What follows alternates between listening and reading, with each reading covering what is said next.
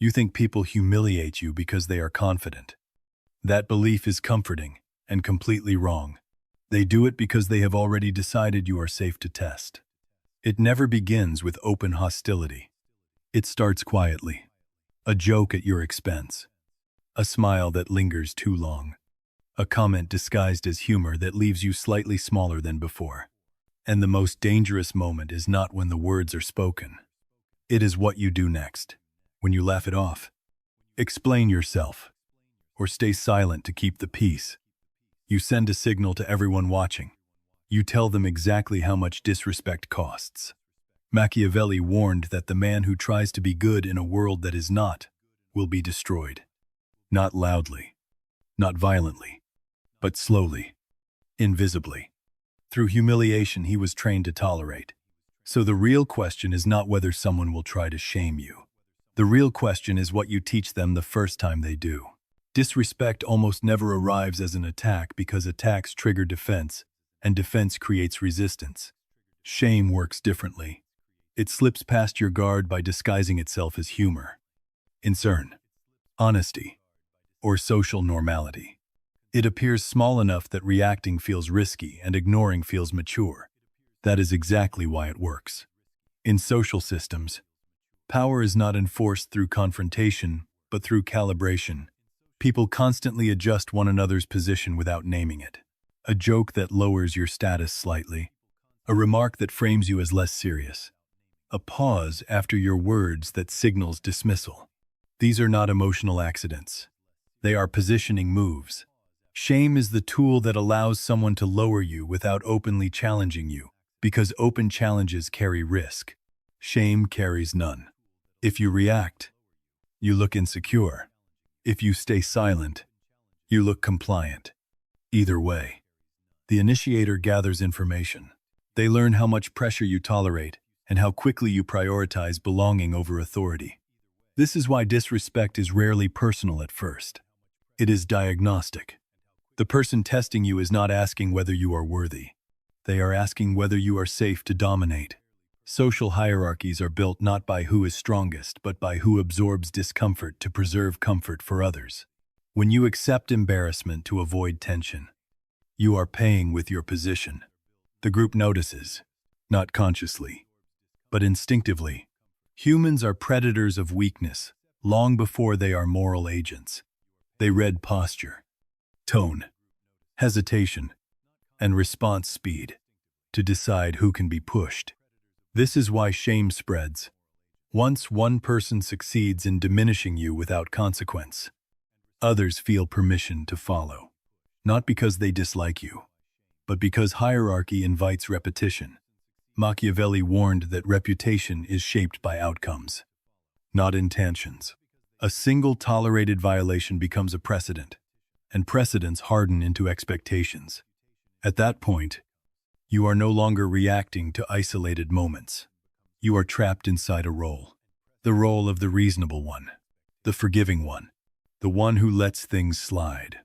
That role feels virtuous, but it is strategically fatal, because power does not respond to virtue. It responds to cost. And shame only functions as a weapon when it is cheap to deploy. The moment it becomes expensive, it disappears. Until then, it will keep arriving quietly, patiently, teaching everyone around you exactly where you stand. The most common mistake people make when they are disrespected is believing that reaction equals self-defense. It feels instinctive when you are embarrassed. Your nervous system demands release. You want to correct the narrative, explain your intention, defend your character, or strike back so the pain stops. But in social hierarchies, instinct is not intelligence. Emotional reaction does not restore status. It exposes vulnerability. The moment you react emotionally, you confirm that the attack landed. You show the room where your pressure points are. And once those points are visible, they will be tested again. Status is not lost because someone disrespects you. Status is lost when you show that disrespect controls you. This is why anger is such a costly response. Anger signals loss of internal control. It tells observers that your emotional state can be manipulated externally, in dominant structures. The individual who cannot regulate their internal state is never trusted with authority. They are seen as volatile, reactive, and unsafe. Even when people agree with your anger, they subconsciously downgrade your position. Over-explaining is even worse. When you rush to clarify what you meant, justify your behavior, or explain why something hurt you, you are not communicating strength. You are requesting validation. Over-explaining is a plea to be understood. And pleas are admissions of dependency. You are saying that your sense of legitimacy depends on whether others accept your explanation. In power dynamics, legitimacy is never granted. It is assumed or enforced the more you explain. The more you frame yourself as someone who needs permission to exist comfortably in the room. This creates energy leakage. Instead of holding your position, you pour energy outward trying to repair perception. Animals in the wild do not explain their movements. The moment an animal behaves erratically, showing agitation or confusion, predators notice. Calm, contained behavior signals danger. Reactive behavior signals opportunity. This is where silence becomes misunderstood. Most people think silence means weakness because they confuse absence of noise with absence of power. In reality, silence, when controlled, creates unpredictability. And unpredictability is destabilizing. When someone expects emotional feedback and receives none, their nervous system has no data. They cannot tell if they crossed a line, if you noticed, or if you are preparing something else. This uncertainty shifts pressure back onto them. Controlled silence does not mean freezing out of fear. It means choosing not to leak energy into a dynamic designed to extract it. You do not rush to restore balance. You allow imbalance to linger. In nature, the most dangerous animals are not the loudest. They are the stillest. They conserve energy. They wait. And when they move, it is deliberate. This is the foundation of controlled silence. Before you speak, before you respond, before you correct, you learn to hold your ground internally. Because the person who can absorb tension without discharging it becomes the one who decides what happens next. Silence only looks weak to those who confuse stillness with surrender. In reality, silence is one of the most aggressive tools available when it is used deliberately. Weak silence is avoidance. Strategic silence is control. The difference is intention. When someone disrespects you, they are attempting to pull you into a rhythm they control. A laugh, a defense, an explanation. Even a witty comeback keeps the energy moving in their direction. Strategic silence interrupts that flow. It freezes the room. A pause that is held too long forces attention inward. Humans are wired to resolve social tension quickly, because unresolved tension feels like danger. When you pause without softening, without smiling, without filling the gap, the nervous systems around you begin searching for meaning. Did I go too far? Did they hear me? Are they offended? Are they planning something? This uncertainty is not accidental. It is the effect. Silence creates a social void. And the human brain cannot tolerate voids. It rushes to fill them with assumptions, self-doubt, and fear of miscalculation. The mechanics are simple but brutal. You stop speaking. You hold your posture. You maintain eye contact without hostility and without warmth. Your face stays neutral. Your body remains still. This combination signals that you are not confused and not submissive. You are withholding. Withholding is power. In animal hierarchies, stillness is dominance because movement wastes energy and reveals intention. The animal that does not rush to react communicates confidence in its position. It signals that it does not need to prove anything. The same principle applies socially. When you withdraw energy instead of dispersing it, you force the other person to carry the weight of the moment alone. They expected engagement. They receive absence. That absence becomes pressure. Most people misunderstand silence because they think it means letting something slide. Strategic silence is the opposite. It is not forgiveness. It is not tolerance. It is a recalibration. You are not ignoring the violation.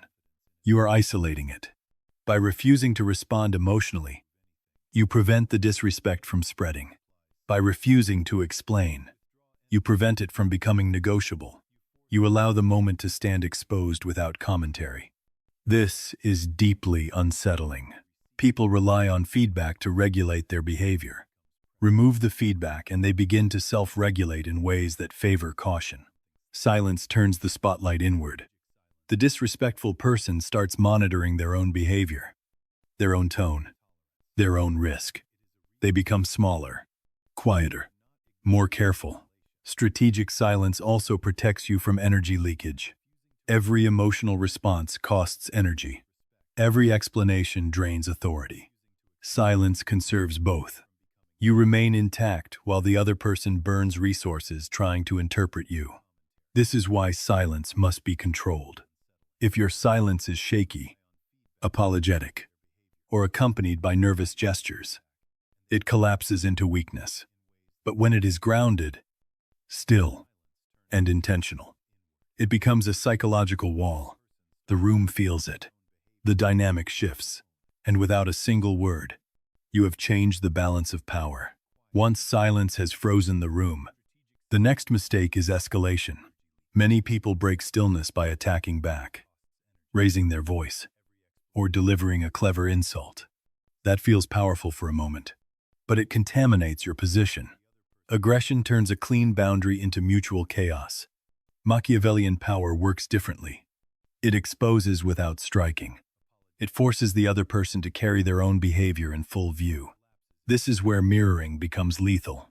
You do not add content. You reflect it. You do not accuse. You invite clarification. A simple question is enough. Did you mean that? Are you sure you want to say it that way? Do you want to repeat it? These questions do not defend you. They isolate the violation and place it back in the speaker's hands. The room feels the shift immediately. What was framed as humor or casual dominance is now suspended under light. The initiator must choose. Double down publicly or retreat. Most disrespect is not delivered by bold attackers. It is delivered by opportunists. Opportunists rely on ambiguity. They hide behind tone, timing, and plausible deniability. They want the benefit of dominance without the cost of accountability. A mirror removes that protection. When you calmly ask for clarification, you remove their exit routes. If they repeat the line, they reveal intent. If they retreat, they admit calculation. Either outcome favors you. The power is not in the words. It is in the forcing of ownership. Humans fear owning socially aggressive behavior because ownership carries consequence. Once words are owned, they can no longer be dismissed as jokes or misunderstandings. They become records. This is how shame reverses direction. Shame works by pushing discomfort onto you while the initiator remains socially safe. Exposure without aggression pushes the discomfort back where it belongs. You do not humiliate them. You allow them to stand alone with what they said. The room begins to reassess. Observers are not impressed by clever comebacks. They are impressed by control. They sense that you are not reacting emotionally, not performing for approval, and not competing for dominance. You are enforcing clarity. Clarity is expensive for manipulators. It removes flexibility. It forces commitment. Opportunists hate commitment because commitment reveals risk. Bold attackers respond differently. If someone repeats the insult confidently, you have gained valuable information. You now know they are not testing. They are declaring. This removes ambiguity and justifies escalation later without emotional contamination. But most will not repeat it. They will soften, joke again, or deflect. That retreat is the signal. The weapon has failed. From this point forward, they treat you with caution, not because you embarrassed them, but because you made the cost visible. This approach stays clean because it avoids insult and avoids narrative. You are not explaining why something is wrong. You are not moralizing. You are not arguing intent. You are creating a moment where their behavior must exist without cover. This is surgical. It leaves no residue. No drama follows you. No one can accuse you of being hostile. Yet the effect is unmistakable. The shame they attempted to export returns to them amplified by visibility. And because you never raised your voice or attacked, your position remains intact. You did not win by dominance. You won by precision. The real mistake most people make after handling a moment of disrespect is returning to normal. Normal is permission. Normal tells the other person that the cost of violating you is temporary and survivable. In power dynamics, what happens after the conflict matters more than the conflict itself. Machiavelli understood this clearly. Punishment is not meant to balance the offense. It is meant to prevent repetition. If the consequence matches the violation, it fades from memory. If it exceeds it, it rewires behavior. This is why disproportionate response is not cruelty. It is strategy. You are not reacting emotionally. You are setting a price. The first rule is simple. You never return to the previous level of warmth. Access is the currency of social life. Attention, familiarity, openness, humor, availability. When someone disrespects you, they have misused access. Access must be reduced. Not dramatically. Not announced. Quietly. You speak less to them.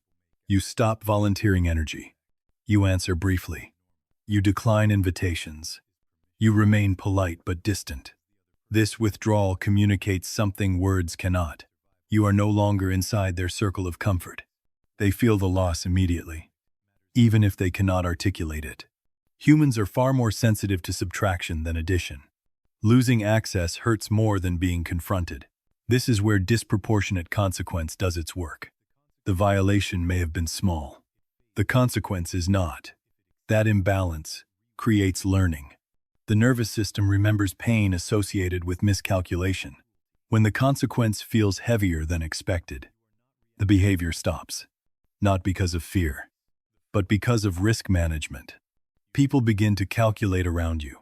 They slow down. They choose words carefully. They hesitate. This hesitation is power. Public versus private response matters. If the disrespect occurred publicly, the consequence must be visible. Not loud. Visible. Others must see the shift. Your posture changes. Your engagement narrows. Your warmth disappears selectively. You do not explain why. Explanation weakens the lesson. Silence allows observers to draw their own conclusions. And they always assume the strongest explanation. If the violation occurred privately, the consequence can remain private. Distance. Reduced access. Controlled absence. The principle remains the same. The cost must be felt where the benefit was taken. After conflict, image solidifies quickly. Image is not what you say about yourself. It is what others infer from your behavior when pressure appears. Your image after disrespect becomes armor or exposure. If you smooth things over, you are exposed. If you enforce consequence calmly and consistently, you become armored. People begin self-correcting around you. They adjust tone before you speak. They reconsider jokes. They watch your reactions more closely. Not because you demand respect, but because you have demonstrated that disrespect is expensive. This is the Machiavellian turning point. You stop managing emotions and start managing consequences.